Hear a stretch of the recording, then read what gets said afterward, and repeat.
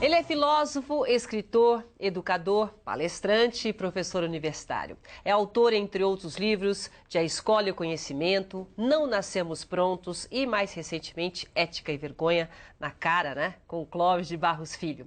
Mais do que filósofo, ele entende de vida, de gente e faz a gente pensar, analisar nessa viagem mais difícil do ser humano, que é o autoconhecimento. O Opinião Livre de hoje conversa com Mário Sérgio Cortella. Muito prazer em recebê-lo aqui. Obrigado, fico feliz. Ainda mais quando você diz que a gente ajuda a pensar. Porque a tarefa da filosofia ajuda a pensar. A tarefa da filosofia não é oferecer respostas que ela não tem, mas é produzir espantos, produzir algumas indagações, fazer com que a gente não tenha uma vida automática, robótica, uma vida sem raciocínio, uma alienada. Ao contrário, alguns até dizem, né, que a filosofia seria quase que o espaço, né, da inutilidade, no sentido de não gerar nada no dia a dia, exceto reflexão. Mas você quer coisa melhor do que pensar sobre as coisas ao invés de apenas fazê-las? Você acha, Cortella, que hoje em dia as pessoas têm tempo para parar para pensar? Você sabe que tempo é uma questão de prioridade. Quando alguém diz que não tem tempo, é porque aquilo não é prioritário para ele. Vou te dar um exemplo. Você já viu um infartado que sobrevive e não ter tempo? Por exemplo, antes de infartar... Aquela caminhada na pracinha, ele vai ter tempo. Não seja sedentário, não faça isso, não tenha o tempo. Infartou, sobreviveu. Hoje, 5 horas da manhã, já estava andando. Portanto, então é a necessidade. Claro, ele não mudou o isso? relógio, ele mudou a prioridade. Por isso, o tempo é uma questão de prioridade. Vou dizer outro exemplo. Se eu não tenho tempo para os meus filhos, mas se um deles, por exemplo, cair no mundo da droga, aí não é 1 hora por dia que eu vou precisar, ou 2, eu vou precisar de 1 ano, 10. Mas, portanto, a filosofia nos ajuda também a pensar um pouco quais são nossas prioridades, para a gente não cair no colo da tolice. Você acha que a filosofia, hoje mais do que nunca, ela é necessária não só na vida pessoal, como no trabalho, como em tudo que a gente faz? É importante, quer dizer, a gente não estuda, nós não estudamos filosofia na escola, né? São poucos que dão. Mas é primordial, né? Mas não é qualquer filosofia, porque, por exemplo, o nazismo também tinha filósofos, né? As ideologias tolas também têm seus filósofos. Não é qualquer filosofia. É uma filosofia que ajude a refletir, que nos impeça de ter um pensamento que seja óbvio, que faça com que a gente saia daquilo que é habitual, que nos provoque, que produza em nós, como eu dizia, espanto.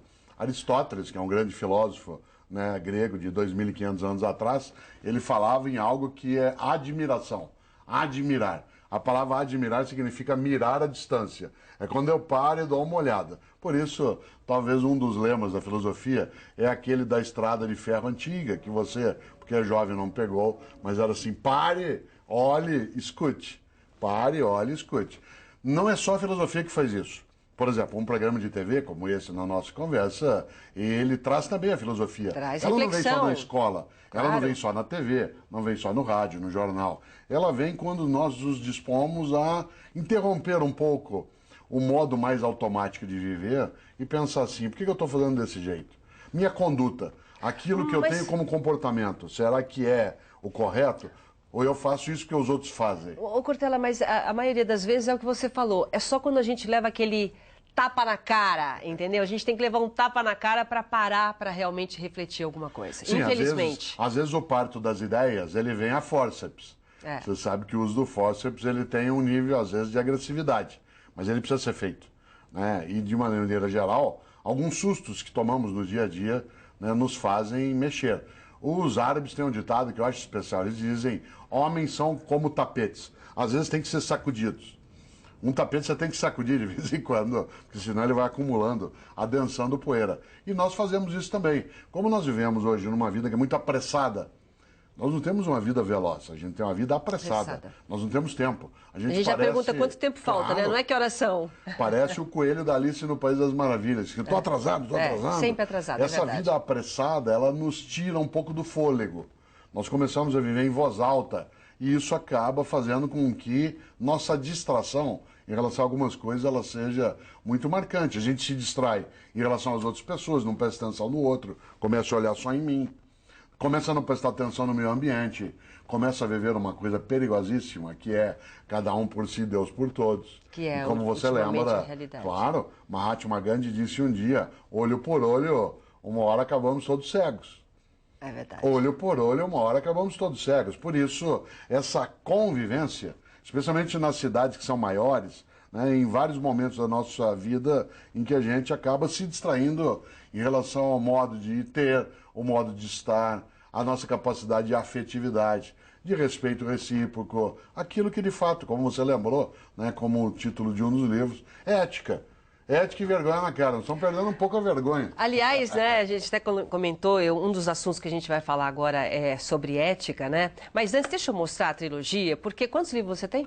23 livros eu publiquei, né? E uma série deles foi agregado numa caixinha como uma trilogia. São 3 livros que se iniciam por não. Não espere pelo epitáfio, não nascemos prontos e não se desespere. Não é não de negação, é não de advertência. Cada um deles tem 30 e poucas reflexões sobre vida, morte, paixão, amor. Por exemplo, no mais recente, que é o Não Se Desespere, ele tem uma reflexão, o Não Se Desespere, que se chama assim, ética não é cosmética. Fala um pouquinho dele, Ética não é cosmética, isto é, ética não é uma coisa de fachada, que a gente usa só para mostrar. Outra coisa que tem nele, religião não é coisa de gente tonta. É um artigo. A religião não é coisa de gente tonta, a religião é coisa de gente. Aqui tem gente que é tonta e gente que não é. Mas você tem gente tonta, né, em várias áreas. E cada um deles vai tratar. Por exemplo, nesse Não Nascemos Prontos, que está na tua mão, ele parte de uma coisa que até é verdade. Tem uma frase que circula por aí, que é um pouco tola, que diz que uma pessoa, quanto mais ela vive, mais velha ela fica. Isso não é verdade. Não é? Para que alguém, quanto mais vivesse, mais velho ficasse, teria que ter nascido pronto e ir se gastando. É verdade. Isso não acontece com gente, acontece com fogão, sapato de geladeira. Fogão, sapato de geladeira nasce pronto e vai se gastando. Gente nasce não pronta e vai se fazendo. Eu, nesse ano, sou a minha mais nova edição. É Revista pensar um pouco isso. ampliada, É isso. mas a minha Cada mais dia nova renascendo. edição. Claro, Opa. eu não sou mais o mesmo. Não sou inédito também, porque muito do que eu sou eu trouxe da minha história. Mas eu não sou como eu era. Aliás, há um filósofo, você estudou um dia, chamado Heráclito, que é do século VI a.C. Tem uma frase para a gente pensar. E é verdade, ele dizia, nenhum homem toma banho 2 vezes no mesmo rio. Nenhum homem toma banho 2 vezes no mesmo rio. Porque quando você volta, nem você é o mesmo, nem o rio é o mesmo. Por isso a ideia da mudança como uma continuidade. Claro que essa mudança não é da totalidade. Muito em mim permanece, muito em você permanece. Mas nós não fomos mais como éramos. Nesse sentido. Pode ser refeito, né? Temos Aquele de fazer. momento ter refeito, mas outra pessoa e outra situação. Por isso que a gente precisa distinguir a diferença entre gente idosa e gente velha. Uma pessoa idosa é aquela que tem bastante idade. Uma pessoa velha é aquela que acha que já está pronta, Já não que já precisa fazer conhece, nada, que já acomodado, sabe. Uma né? pessoa idosa tem 70, 80 anos de idade. Tá aí, Velho você curtindo a pode vida. ser com 20 anos de idade. É verdade. Ter né? aparência de velho. Esse aqui, Não Espere pelo Epitáfio. Lembra do epitáfio dos Titãs? Eu devia Lembro, ter lógico. amado mais, sonhado mais, ter visto o sol nascer. Não espere pelo epitáfio, tá as coisas sobre paixão, né, sobre morte, sobre tecnologia, para a gente não ficar só lamentando uma vida que já foi. Você acha que as pessoas têm medo de mudar? Sem dúvida, quer ver um exemplo concreto? Tem gente que, por exemplo, agora está conosco nessa conversa, que dorme do mesmo lado da cama há 10, 20, 30 anos. Mas isso é Mas hábito, olha só, vai. viaja, às vezes viaja, fica sozinho numa cama, dorme daquele lado. Ué. Eu sou assim, eu tenho o meu lado da cama. Mudar é É complicado. hábito isso. Claro, o hábito. Mark Twain, que foi um grande escritor norte-americano, dizia que hábito a gente não consegue jogá-los pela janela. Você tem que ir empurrando escada abaixo, degrau por degrau. Pra poder Hábito mudar, é tão né? complicado que tem gente que se habitua a sentar em casa para comer no mesmo lugar. A minha cadeira. Se chegar uma visita e tirar ele daquele lugar, ele nem come direito aquele dia. É verdade. Você está no meu lugar. Obviamente, há uma diferença na vida entre ser flexível e ser volúvel. Uma pessoa flexível é aquela que muda quando é necessário. O volúvel é aquele que o vento bate e ela vai mudando. Por isso, ser capaz de mudar é ser capaz de ser flexível, alterar a maneira de pensar, o modo de conduta, reinventar-se. É diferente de ser volúvel. O volúvel é aquele que o vento bateu, ela muda. Por isso, flexibilidade é uma coisa decisiva para viver. Mas quando você fala esse Não Espere pelo Epitáfio, que é justamente isso, devia ter feito, hoje em dia o tempo parece estar passando tão mais rápido, né? Eu não sei o que acontece, de repente já está no final do ano, de repente já estamos em outro ano, que as pessoas, quando elas olham, já não dá mais tempo de nada. Então, hoje que as pessoas estão vivendo muito mais, né? A gente vê gente de 80, 90 anos aí cheio de vitalidade, A pessoa está com 60, tem medo de mudar às vezes de profissão, medo de mudar de vida, medo de sair de um casamento. Essa zona de conforto é difícil sair. Tudo aquilo que é muito familiar, que a gente está habituado, nos acalma. Então é um pouco a música clássica do Carlos Imperial, A Praça. A mesma praça, o mesmo banco, o mesmo jardim, as mesmas flores. É tão sossegado. Claro que deixa imóvel. Você sabe que na vida é preciso ter raízes e não âncoras. A raiz te alimenta, a âncora te imobiliza. Há pessoas que têm âncoras, elas ficam aprisionadas, no mesmo tempo, no mesmo lugar, do mesmo modo. Por isso, o medo à mudança, ele exige ser enfrentado. Há necessidade de ter coragem. Coragem não é ausência de medo. Coragem é capacidade de enfrentar o medo. Gente que diz que não tem medo não é corajosa, ela é inconsequente. A melhor maneira de ficar inseguro é achar que já está seguro. A melhor maneira de ficar desprotegido é achar que já está protegido. Por isso, uma pessoa inteligente é aquela que, tendo medo, enfrenta. O nome que se dá a esse enfrentamento do medo é coragem. Claro que a gente não deve confundir medo com pânico. Pânico é incapacidade de ação, medo é estado de alerta. Eu, Cortella, tenho que ter medo de ficar ultrapassado, medo de envelhecer. Eu tenho que ter coragem de ficar idoso sem envelhecer. Eu tenho que ter medo de não ser um professor que consiga mais encantar os alunos. Pra te instigar, não é? Claro, Pra você é o que a gente está falando. Me provocar o tempo todo para que eu não me acomode. Você sabe que quando a gente coloca água num copo, agora eu vou pegar um copo aqui, ó, olha só. Quando você coloca água num copo, a água se conforma ao copo. Isto é, ela fica aprisionada pela forma do copo. Você sabe que a água parada fede. A água parada se perde. A única maneira de você conseguir não feder, isto é, não apodrecer, é ser capaz de transbordar. Transbordar é ir além da borda. E uma das coisas que a gente tem que fazer com a nossa vida, a nossa cabeça, é transbordar. Isto é, ir além daquilo que é o nosso limite. Não é enlouquecer, né? Não é ficar insano, mas é ser capaz de enxergar além daquilo que está à nossa frente. Aquilo que os chineses chamavam tanto a atenção. Eles diziam, quando você aponta a lua bela e brilhante, o tolo olha atentamente a ponta do teu dedo. Certo? Isto é, prestar atenção naquilo que pode ser visto e não apenas naquilo que aponta e que mostra. A gente consegue fazer isso se nós interrompemos um pouco essa insana correria que a gente tem. E é possível fazê-lo de vários modos. Devagarinho, sentando para cozinhar, de vez em quando fazendo alguma coisa diferente que nunca fez. Ouvir música junto. Ou fazer uma coisa que quando eu era criança fazia muito, era ver formiga trabalhando. Né, que é uma coisa gostosa. Ou uma outra, fazer o que eu não estou habituado. E eu gosto de fazer o que eu não estou habituado para minha mente ficar arejada um pouco. Não é do meu dia a dia cozinhar, mas eu gosto de fazê-lo. Não é do meu dia a dia fazer crochê, mas eu gosto de aprender, eventualmente, a como fazer aquilo, apenas para que a minha mente não enferruje. Para dar uma oxigenada. Exatamente. Colocar água sem oxigênio apodrece. Enquanto você toma água, a gente vai pedir um comercial. Daqui a pouco eu continuo falando com o Mário Sérgio Cortella. Um instante só. Até já. Estamos de volta recebendo hoje no Opinião Livre Mário Sérgio Cortella e falando de vida, né? O Cortella, a luta mais difícil do ser humano é com ele mesmo. Ah, né? Sem dúvida. Você sabe que os gregos antigos tinham uma palavra muito bonita, que é agonia. A gente até acha estranho, mas agonia significa luta. Luta. Quando você está agonizando, você está lutando. Uma pessoa que está agonizando, ela está lutando para continuar viva. Agonia é luta. Existe gente que luta a favor. Por isso a palavra é protagonista, a favor. E tem gente que luta contra, que é antagonista. Pois bem, qual é o nosso principal antagonista? Nós mesmos. A gente luta Nossa comodidade, nosso modo de dizer, se eu pudesse, não sei, não vou. Emagrecer, não Claro, vai. cada um precisa ser e cada uma precisa ser protagonista de si mesmo. Isto é, precisa se dispor a fazer coisas, colocar metas, ser capaz, inclusive, de colocar metas que sejam exequíveis, que sejam realizáveis. Uma das coisas que mais gera sofrimento é frustração. E a frustração vem quando você e eu, por exemplo, estabelecemos uma meta que não é atingível. Não adianta eu sonhar assim, eu, Cortella, sonho ser o melhor jogador de futebol da FIFA. Eu não tenho mais idade, parei de jogar futebol há 30 anos. E se eu rezar muito? Não vai acontecer. Não adianta. E se eu ler alguns livros que estão por aí? Também não vai acontecer. Né? Não se confunda sonho com delírio. Delírio é o desejo sem viabilidade. Sonho é o desejo que tem viabilidade. Por exemplo, eu posso sonhar perder mais peso do que eu preciso. Eu hoje estou acima do que eu deveria. Isso é sonho, não é delírio. Delírio é o supor, né, que eu vá conseguir Qual que é o delírio? ser de fato... Não, o delírio é supor que eu vá ser alguém que seja jogador de futebol de novo. Ou que eu vá, né, ser alguém que perca aquilo que ganhei em todo esse tempo. Eu até costumo dizer que um homem sem barriga é um homem sem história. Né? Quer dizer, a história que a gente vai acumulando, no momento que ela se transforma numa coisa negativa, ela ameaça. Nesta hora, quem é o meu principal antagonista? Eu mesmo.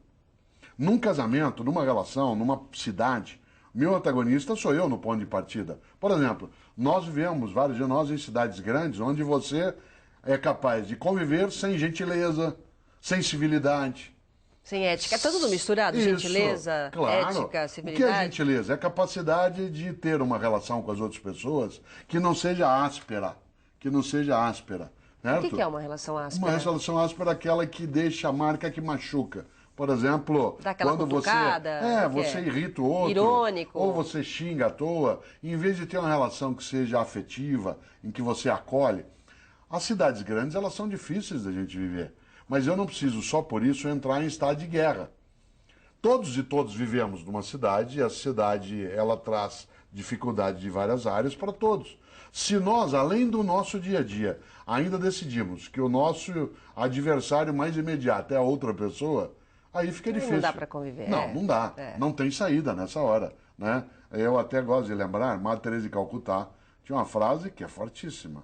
Ela dizia, difícil é amar o próximo. Amar quem está longe é fácil. Amar quem está longe é fácil. Claro, por exemplo, eu tenho pena de alguém que na África padece do ebola. Ou eu fico tocado porque alguém num tsunami, né, na Ásia faleceu. Mas aí é moleza. Dura é quem está na praça, na minha frente, está na porta da minha rua, que eu encontro nos lugares. Amar o próximo, essa é a questão. E por isso, a gentileza, a convivência ética, a decência, ela não depende de uma pessoa ter uma religião ou não. Uma religião pode ajudar ou não, mas ela depende, acima de tudo, de uma decisão. Que eu não serei tolo de imaginar que a minha convivência com as outras pessoas, ela não deva ser uma convivência que seja carinhosa, que seja direta, em que a gente tenha a capacidade, por exemplo, de ser educado no dia a dia, inclusive porque como fazer bem faz bem. Difícil, né? Hoje em dia, cumprimentar qualquer pessoa quando você chega. Claro. Há uma frase antiga, eu gosto muito de ouvi-la, que diz que quando você é gentil, é mais ou menos como uma partilha. É mais ou menos como vela. Se você está com uma vela e deixa que eu acenda a vela que está na minha mão, na tua, acontece uma coisa magnífica, né? Você ganha mais luz e não perde nada. Ah, que legal. Porque quando eu acendo a minha vela na vela que está contigo, você ganha mais luz e a gente não perde nada. A gente só ganha. Portanto, ajudar o outro ilumina. Nada perco ao fazê-lo. Alguns dizem, mas se eu ajudar, você não sabe como é que é. Depois a gente toma o troco. É tonto ser bom porque a gente só leva chumbo. Lamento. Você acha que as pessoas estão muito descrentes? Por isso sim, que não bastante, tem essa gentileza? Bastante. Cada um se preocupa com a sua própria vida, quer dizer, cada vez mais. E tem uma coisa de ética misturada nisso ou não? Tem uma ética muito perigosa, que é a ética do individualismo exagerado. É aquela em que eu dizia há pouco contigo, cada um por si, Deus por todos. E a regra na vida tem que ser um por todos e todos por um. Não pode, de maneira Essa não alguma. muda, né? Não, de maneira alguma.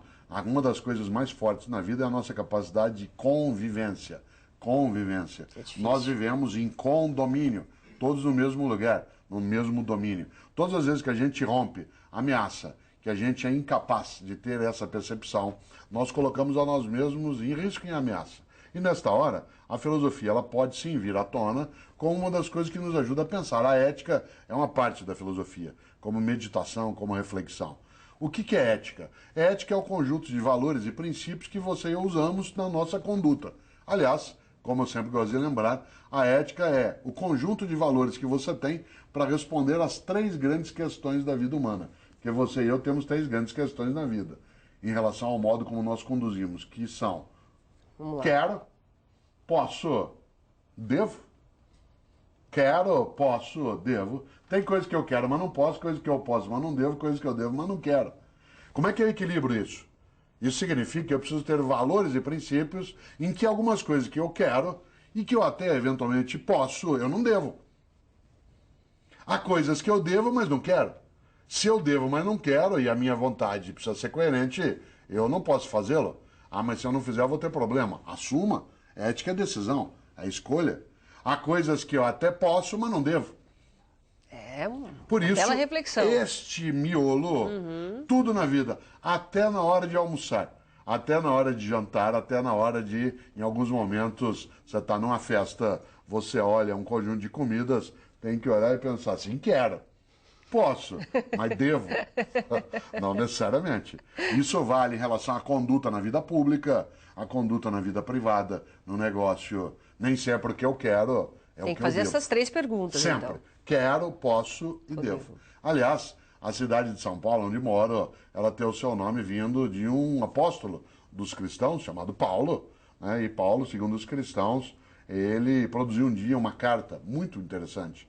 Essa carta é uma epístola, como chamam os cristãos, e 2 delas são ao povo da cidade de Corinto. Portanto, criou-se aí a carta aos Coríntios. Cidade essa que deu nome a um time de futebol britânico, que depois inspirou, né, também um time de futebol no Brasil, pelo óbvio. Pois bem, na primeira carta de Paulo aos Coríntios, ele tem uma frase fortíssima, que você e eu não podemos esquecer nunca. Tanto faz se você tem religião ou não, essa é uma decisão. Paulo escreveu, tudo me é lícito, mas nem tudo me convém. Olha só, tudo me é lícito, mas nem tudo me convém. Isto é, eu posso fazer qualquer coisa, porque eu sou livre, mas eu não devo fazer qualquer coisa. O que eu não devo fazer? O que torna imunda a minha trajetória, o que mancha a minha história, o que desonra a minha família, o que ofende a minha comunidade. Por isso, olha que princípio ético bom. O princípio ético já está forte. no início da Tudo me vida. é lícito, mas nem tudo me convém. E tem também a parte da moral, né? A moral da gente que está preservado também alinhado junto com essa ética. Sem dúvida, porque a ética a gente já nasce com a moral A ética moldada. são os teus princípios, a moral é a prática. Não existe ética individual. A ética é sempre de uma comunidade, de um grupo, mas existe moral individual, porque a moral é a prática. Exemplo, eu tenho um princípio ético, o que não é meu, não é meu. Na hora que a gente terminar a nossa conversa, estamos saindo daqui, você esquece teu aparelho celular. Devolvê-lo para você ou não é um ato moral. Entendi. O princípio é, o que não é meu, não é meu.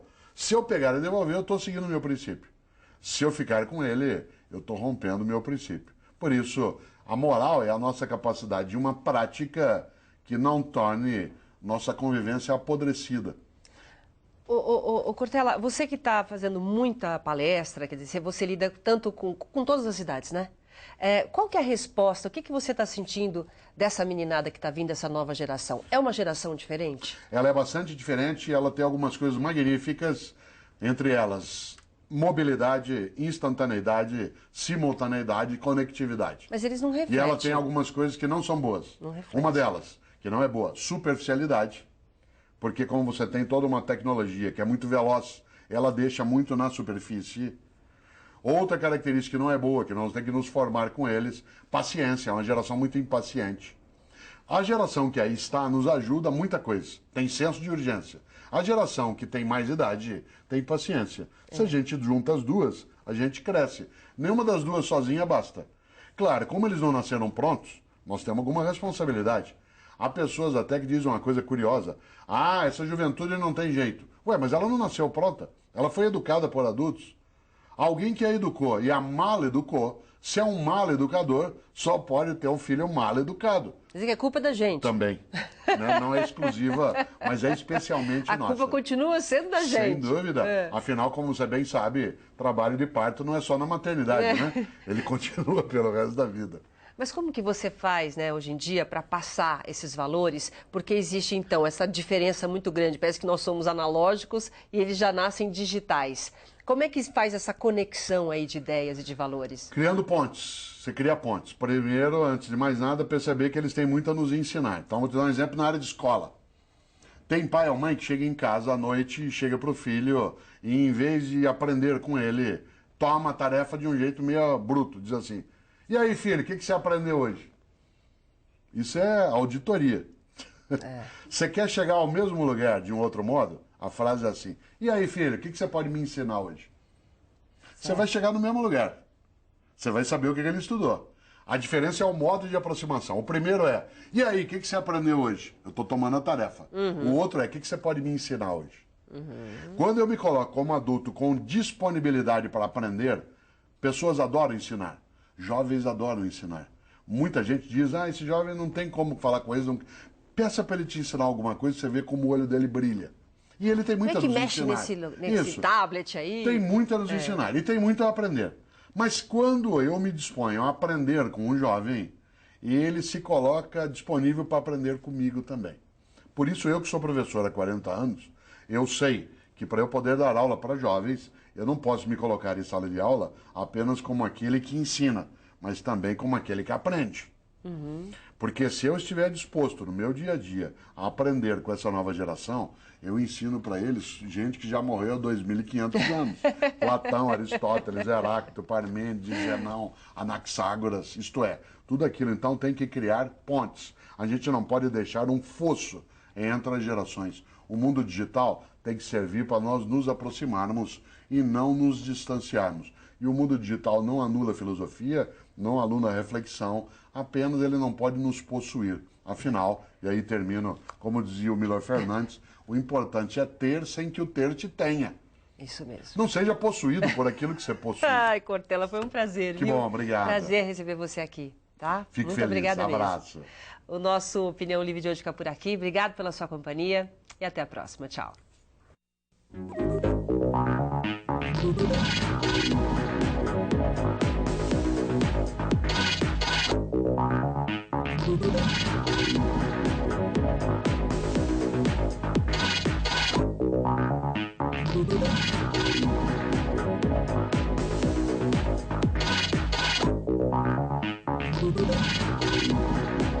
Informações sobre uma vida mais saudável e com qualidade de vida você encontra aqui na TV Unip.